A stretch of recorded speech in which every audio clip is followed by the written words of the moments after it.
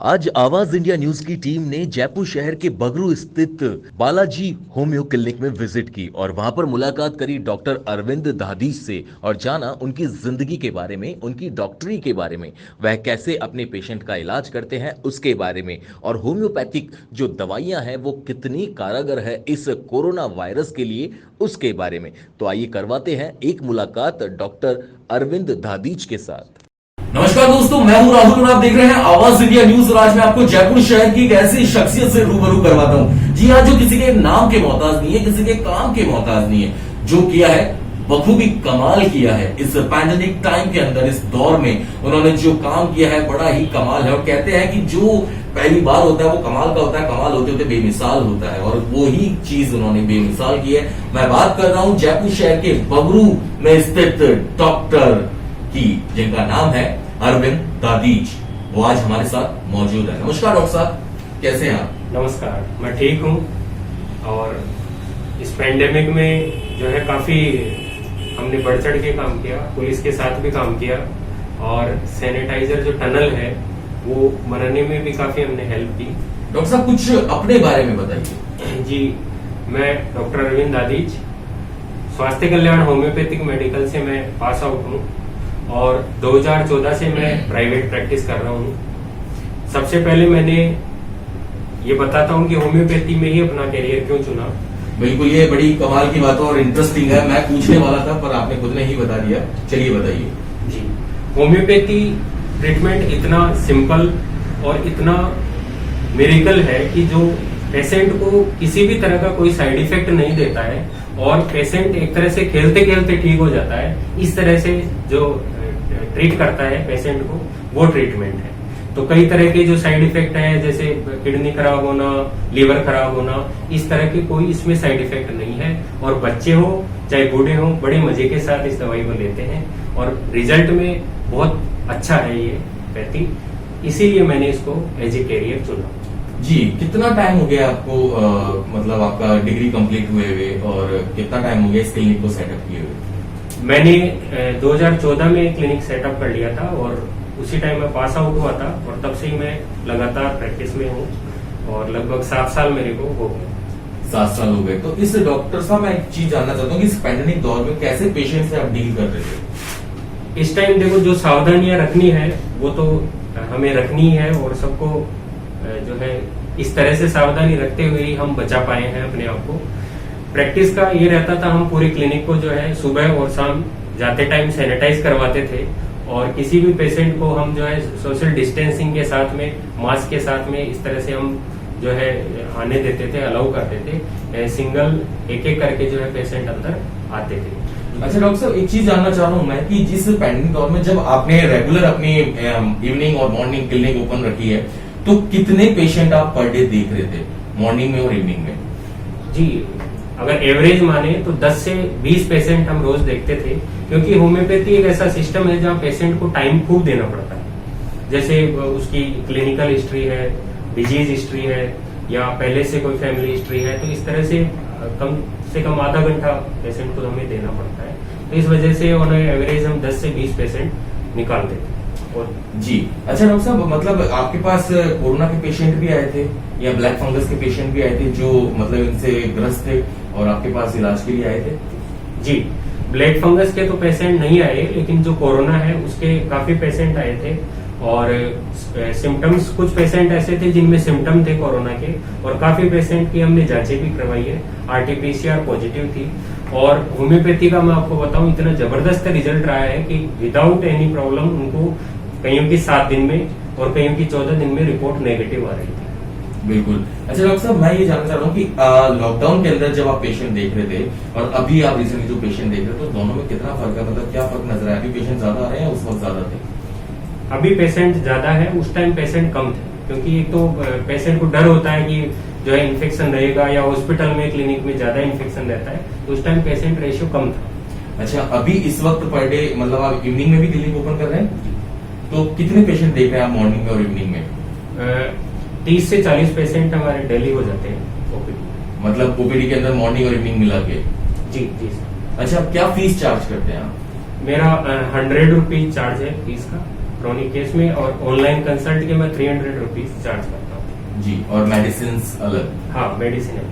अच्छा डॉक्टर साहब, सबसे बड़ा जो आपको मतलब प्रॉब्लम फेस करने को मिला इस पैंडेमिक टाइम में और इस लॉकडाउन में, वो क्या था? ऐसा तो कोई खास प्रॉब्लम नहीं रहा, लेकिन फिर भी जो पेशेंट है, अधिकतर पेशेंट ने ये गलती की कि बिना डॉक्टर के प्रेस्क्रिप्शन के, बिना डॉक्टर के एडवाइस के जो है कई लोग अपनी मनमर्जी से जो है मेडिसिन ले जाते थे और लेते थे, उसके उन्होंने काफी साइड इफेक्ट दिए। जैसे अभी मैं आपको रिसेंटली बताऊं, पाइल्स के बहुत पेशेंट आ रहे हैं, जब से ये कई लोगों ने कार्डे अपनी मर्जी से लिए, कोई मेडिकल से जो है दवाइयां लेते थे, तो कई जो नॉर्मल केस है एलर्जी के मान लो आप, या स्टोन के, उनको भी उन्होंने काफी कॉम्प्लिकेटेड बना दिया, तो उनको ठीक करने में हमें ज्यादा प्रॉब्लम है। जी। अच्छा डॉक्टर साहब, इस कोरोना काल के अंदर मतलब कोरोना भी गया नहीं है, थर्ड स्टेज आ रही है, थर्ड स्टेज मतलब डेल्टा, जो बहुत ही भयानक बताया जा रहा है, उसके बारे में आपका क्या कहना है? देखो, ये जो स्टेज है वो तो लगभग आनी है, और क्योंकि लोग अभी भी सावधानी नहीं रख रहे हैं, मैं जितना देख रहा हूँ बिल्कुल फ्लो में चल रहे हैं, मार्केट पूरी तरह से भरे हुए हैं, लेकिन फिर भी मैं ये मानता हूँ कि अगर हम नेचुरोपैथी को फॉलो करें और प्रिकॉशंस रखें तो किसी तरह का कोई डेंजरस नहीं। जी। अच्छा डॉक्टर साहब, एक चीज और जानना चाहता हूँ मैं कि इस मतलब कोरोना काल के अंदर जहाँ लोग इलाज कराने के लिए बड़े अस्पतालों की तरफ या बड़ी क्लिनिक की तरफ रुख नहीं कर पाते थे, क्योंकि उनके पास खाने को पैसे नहीं होते थे, अपनी जेब के अंदर हाथ डालते थे तो खालीपन महसूस होता था, तो उस उनके लिए आपने कोई प्रोटोकॉल बनाया था कि उनके पास पैसे नहीं है और ये इनको इलाज जरूरी है? जी, हमने क्या है कि पिछले साल भी जब कोरोना शुरू हुआ था, उसमें आर्सेनिक आयुष मंत्रालय ने दिया था, आर्सेनिक प्रिवेंटिव मेडिसिन है उसकी और इम्यूनिटी बूस्टर है, तो हमने वो फ्री ऑफ कॉस्ट सभी के लिए वो रखी थी, आर्सेनिक 30 की। और कुछ बस्ती जैसे बंजारा बस्ती है यहाँ पे करीब, तो वहां पे भी हमने उसका जो है फ्री डिस्ट्रीब्यूशन हमने करवाया था। इसके अलावा जब सैनिटाइजर की किल्लत थी, उस टाइम भी हमने जो है फ्री सैनिटाइजर का डिस्ट्रीब्यूशन करवाया। जी। अच्छा डॉक्टर साहब, आपके होम्योपैथी के अंदर एक मतलब जो सबसे ज्यादा इम्यूनिटी बूस्टर वाली जो एक मेडिसिन है, वो जो आप सभी लोगों को सजेस्ट करते हैं, वो मेडिसिन कौन सी है, मैं एक बार देखना चाहूंगा। जी, जो इस पेंडेमिक में आर्सेनिक ही सबसे बेस्ट मेडिसिन रही है और उसका 100% रिजल्ट रहा है। हमने जितने भी पेशेंट को वो दी है as a corona preventive medicine, तो उसको भले ही वो पॉजिटिव आया है लेकिन उसकी रिकवरी हुई है, यानी 100% अगर माने तो आर्सेनिक मेडिसिन ऐसी है जिसका बहुत अच्छा रिजल्ट है। अच्छा, आपने वैक्सीन के डोज लिए हैं? जी, दोनों डोज हो गए आपके? फर्स्ट डोज हुई है, सेकंड हो गई। और आपके स्टाफ अब लेगा, एक की हो गई, एक अब लेगा। जी, तो मतलब सब दोनों की एक डोज हो चुकी है? जी सर। अच्छा डॉक्टर साहब, आपके क्लिनिक में पेशेंट को देखने का समय क्या है? मेरा मॉर्निंग टाइम है 10 से 1 बजे तक और इवनिंग टाइम मेरा 5 से 8 बजे तक है। संडे को केवल मॉर्निंग टाइम है 10 से 1 बजे तक। जी। अच्छा डॉक्टर साहब, मैं ये जानना चाह रहा हूँ कि आपके पास इस वक्त कितना स्टाफ है? मेरे पास 2 स्टाफ है और एक जो 4th ग्रेड है स्टाफ वो अलग, तो ऐसे करके 3 स्टाफ है। जी। अच्छा, मैं ये जानना चाह रहा हूँ कि इस वक्त आप मतलब घर जाके भी इस पैंडेमिक टाइम में लोगों का इलाज कर रहे थे? नहीं, मैंने घर पे जो है ना तो अलाउ किया, ना किसी का इलाज किया। जो भी मेरे पास फोन कॉल्स होते थे मैं उनको क्लिनिक के लिए ही क्लिनिक पे आने के लिए बोलता था।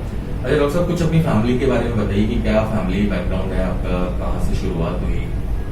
जी, मेरा बैकग्राउंड, मेरे जो फादर हैं वो गवर्नमेंट सर्वेंट है और पंचायत में उनकी सर्विस रहती है, ग्राम सेवक है वीडियो, तो उनका भी जो है इस पेंडेमिक में काफी रोल रहा और उनसे भी काफी, क्योंकि मैंने जो शुरू में 2-4 दिन क्लिनिक नहीं किया था मैंने भी, लेकिन फिर पापा ने ही मुझे कहा कि देखो हम भी तो जा रहे हैं ना, तो अपना जो है ये तो आपके लिए लड़ाई का टाइम है। एग्जैक्टली, जब वो इस उम्र में नहीं रुक पा रहे थे तो आप तो यंग हैं और यंगस्ट तो बहुत ही आगे चढ़ के बढ़ चढ़कर आगे आना चाहिए।